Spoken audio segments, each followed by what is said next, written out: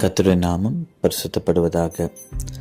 இந்த நாளுக்கான வெளிச்சம் சங்கீதம் 103 அதிகாரம் 13 தகப்பன் தன் பிள்ளைகளுக்கு இறங்குறது போல கர்த்தர் தமக்கு பயந்தவர்களுக்கு இறங்குகிறார்.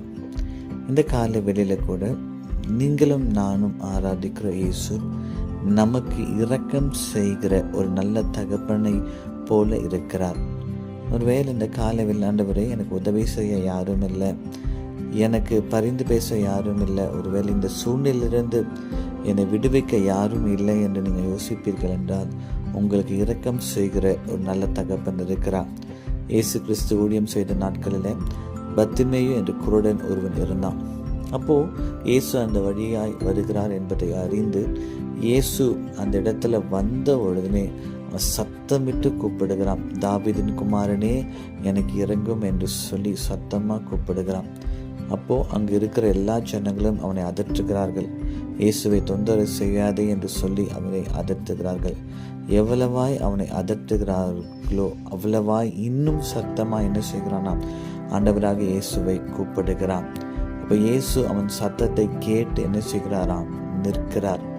அவன் நின்று என்ன செய்கிறாராம், இவனை இயேசுவிடத்தில் அழைத்து வர சொல்லுகிறான்.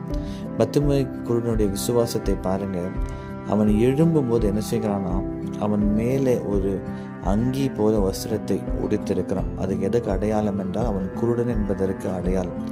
இயேசு அழைக்கிறார் என்று அவன் அறிந்தவுடன் என்ன செய்கிறானா, அந்த வஸ்திரத்தை உதறிவிட்டு இயேசுவிடத்தில் ஓடி வருகிறான். அப்போ இயேசு கேட்கிறார், நான் உனக்கு என்ன செய்ய வேண்டும் என்று சொன்ன உடனே ஆண்டவரே நான் பார்வை அடையணும் என்று சொல்லுகிறார்.